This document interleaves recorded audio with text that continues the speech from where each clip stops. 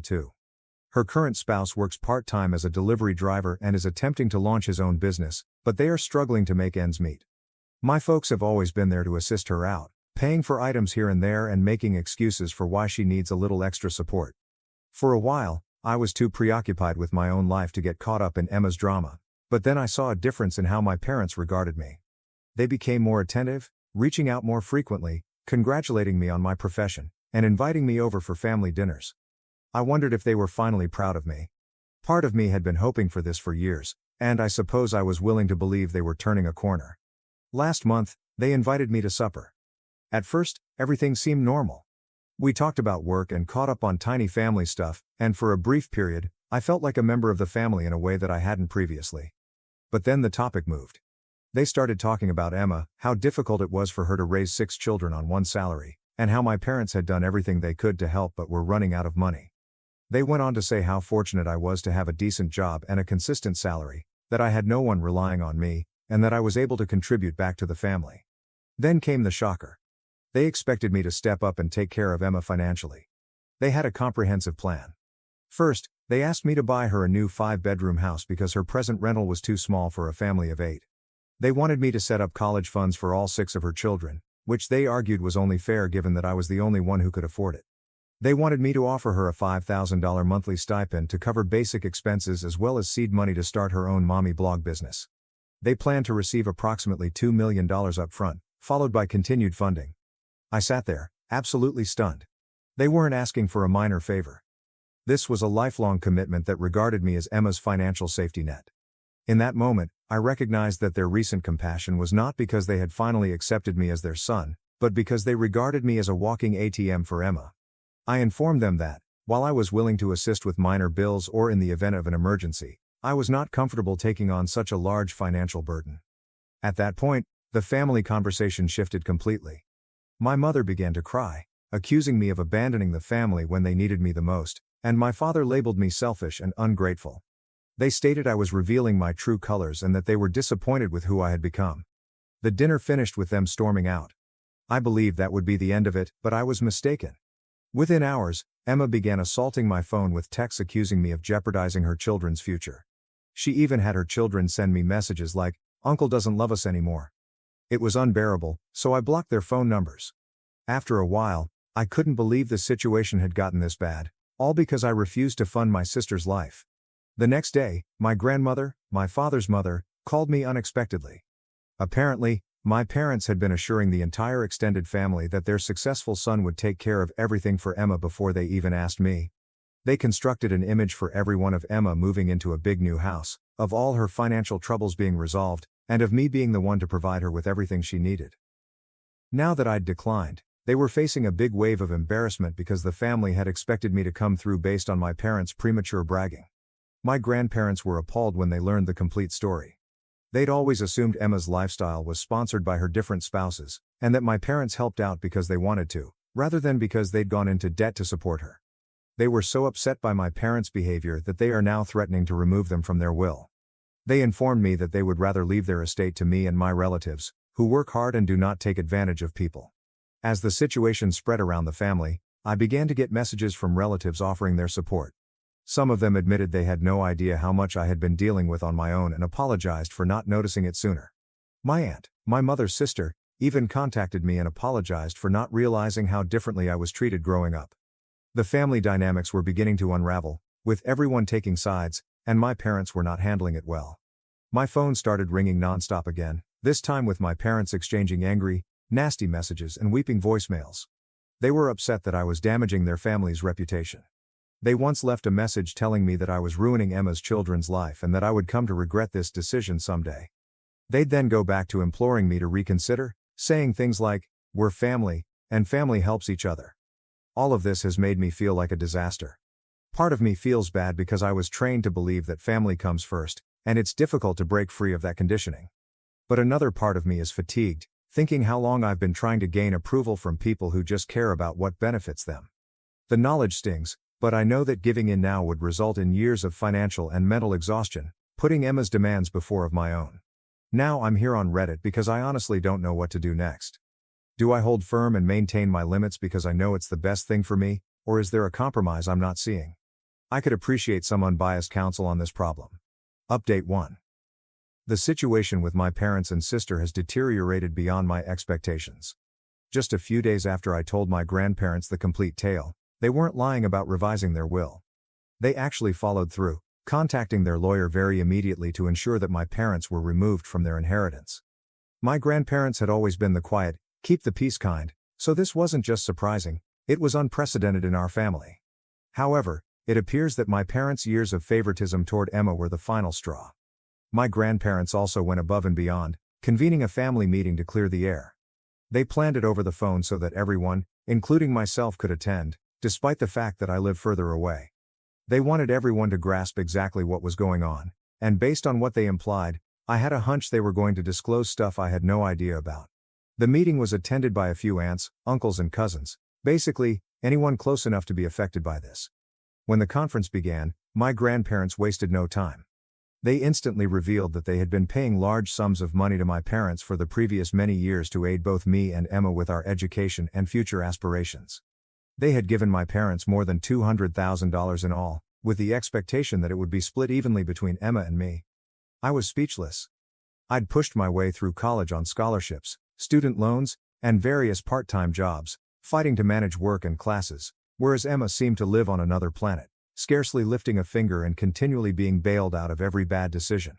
All those years, I'd been doing everything on my own while my grandparents sent money that I never received. My grandparents were infuriated. They had expected the money would benefit both of us, but now that they see how my parents had spent it, they feel absolutely deceived. They'd made it clear to my parents that they wished to support both of us, but it turned out that the money had primarily gone to Emma, covering her failed marriages, rent payments, and who knows what else. They requested that my parents provide a thorough accounting of how every dollar had been spent, threatening to bring attorneys if they did not comply. For a family as secretive as ours, this was an unimaginable step, but I could see they'd been tested. In addition, my grandparents indicated that they would establish trust funds for each of their grandkids, including Emma's 6 children. However, they made it clear that the money would be carefully handled by an independent trustee and could only be used for certain purposes, such as education or healthcare. They made it clear that they did not want my parents or Emma to have access to these funds, which was a big relief. At the very least, I knew Emma's children would have a chance at a solid future without my parents depleting those accounts for other purposes. Everything exploded following the family meeting. As they began to put the pieces together, relatives began to contact me one by one. Apparently, this wasn't the first time my parents had taken money from family members in the name of assisting the kids or funding family emergencies. An aunt told me that after Emma's second marriage failed, she loaned my parents a few $1,000s, believing it was for emergency expenses. Another cousin recalls my parents asking for money around the time I went to college, claiming it was to assist me get started, but I never saw any of it. Some of them were furious, believing they had been misled about where their money had gone. Others were simply unhappy, stating they had not known how much my parents valued Emma over me. One of my cousins even showed me screenshots of discussions with my parents after I graduated from college. They had actually discouraged family from attending my graduation, stating that I wanted to keep it small and avoid a major fuss. Meanwhile, I was hoping that my family would come and celebrate with me. It felt like a gut punch to realize how much they'd consciously sought to downplay my accomplishments while continually going all in for Emma. What astonished me the most was Emma herself reaching out to me. She sent a couple long emails, each with a unique tone.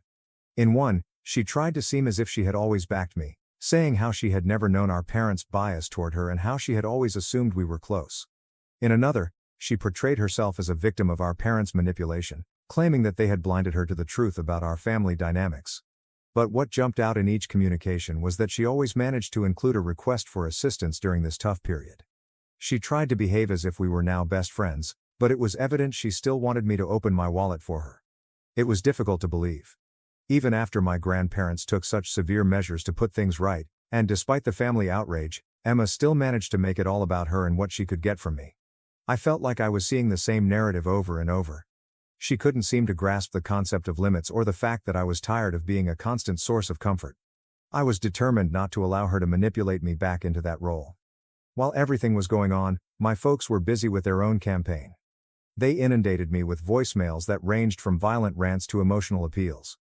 In one message, my mother accused me of pulling the family apart, claiming I would regret it one day when I discovered how much I had harmed everyone. My father would then ask me to reconsider, saying we could work things out quietly and it didn't have to be such a huge deal. They even tried to guilt trip me, telling me that I was placing my grandparents in an unpleasant situation and that I should consider how they would feel if the family divided as a result of all this. But their tactics were ineffective. My grandparents were behind me, and the rest of the family could see my parents' true colors. Some of them even contacted out to say they were proud of me for staying firm. My aunt contacted me in tears, apologizing for not noticing how differently my parents had treated me throughout the years. She said she'd always imagined I was more self-sufficient and didn't require as much assistance, but now she realized I'd been forced into that role because my parents had focused so much on Emma. As the family began to understand what I had been going through, more people came out with apologies or anecdotes about things they had noticed over the years. It was bittersweet. Part of me was relieved that the truth was finally being revealed, that others were acknowledging the sacrifices I had made on my own, but another part of me felt as if I was reliving years of pain and disappointment. All those times I felt invisible, all those times I questioned why my accomplishments didn't seem to matter so much, it all made sense suddenly. However, it did not erase the years of feeling like I was second best. The aftermath of this has been draining. My parents continue to refuse to accept responsibility for any of it. They're so concerned with the family's reputation that they can't see the damage they've done to it.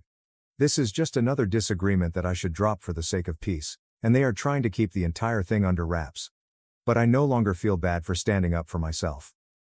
I guess I'm finally seeing how crucial it is to create limits, especially with family. If I give in now, it will only mean more years of being used and taken for granted. For the first time, I feel in control of my own life. My grandparents have informed me that if my parents take this any further, they would deal with it. They've made it clear that they don't want me to feel pressured, and they've even informed me that if my parents continue to stir things up, they'll take further precautions to safeguard me. Just knowing I don't have to go through this alone has made a huge impact. Now I'm left wondering what family means at this point. All these years, I believed that being a good son and brother entailed putting everyone else first, sacrificing my own needs to ensure that everyone else was okay. But now I understand that there is a limit, and family isn't supposed to treat you like an ATM or overlook your own happiness simply because it's convenient. As things continue to unfold, I remain steadfast in my decision, but a part of me wonders if I should be doing more or approaching this differently. I'd greatly appreciate any suggestions on how to proceed. There is still so much to comprehend, and I'm trying to take it one day at a time. Update 2. My parents broke their quiet just a few days after my grandparents made their major news about the will. Instead of apologizing or acknowledging they may have gone too far, they sent a lengthy, meticulously crafted email attempting to justify every decision they had ever taken. They didn't just defend Emma, they virtually praised it, describing it as an investment because Emma had always been more family-oriented. Meanwhile, I was classified as self-sufficient and career-oriented, which they assumed indicated I didn't require as much assistance. They went on to clarify that their call for me to step in and fund Emma's life had nothing to do with money. They regarded it as even things out, giving Emma the same advantages they believed I had on my own. To add salt to the wound, they called me selfish for refusing to share my surplus wealth with my family. The email wasn't just words either. They sent a list of everything they claimed to have spent on me versus Emma. I'm talking about everything, including Emma's basic needs such as food, clothing, and housing. They mentioned her wedding expenses, property payments, and even post-divorce therapy. They even mentioned Emma's emotional assistance during her adolescent years, valuing and quantifying it. It was so ridiculous that I recognized they'd been thinking about it for a long time, most likely intending to hurl it back at me. They apparently shared this email with the entire extended family as well, aiming to present me as the selfish one. But it completely backfired. Relatives who had previously remained neutral began contacting me, appalled by what they viewed as an outlandish attempt to tax me for fundamental parenting. Some even apologized for not comprehending the kind of partiality I was dealing with.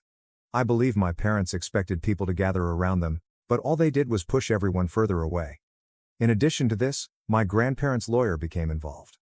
My grandparents had always expected that any money they had given my parents over the years would be divided between me and Emma for our education and other essential costs.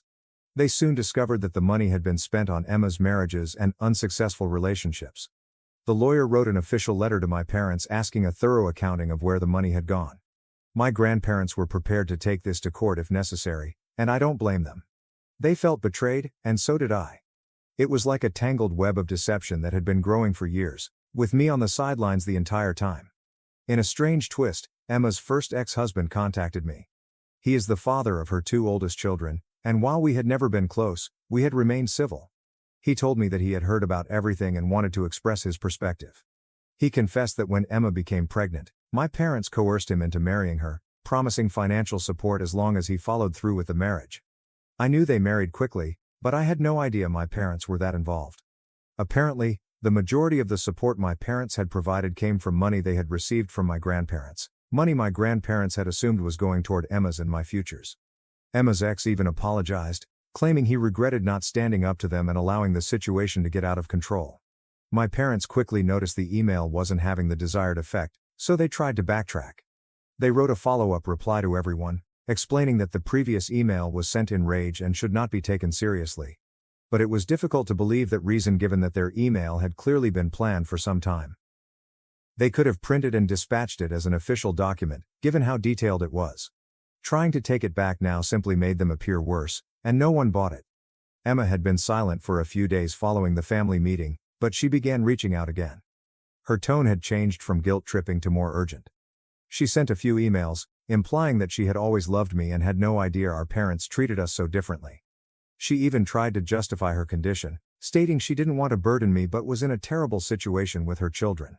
Her texts became stranger, swinging between sentimental memories from childhood and reminders of how difficult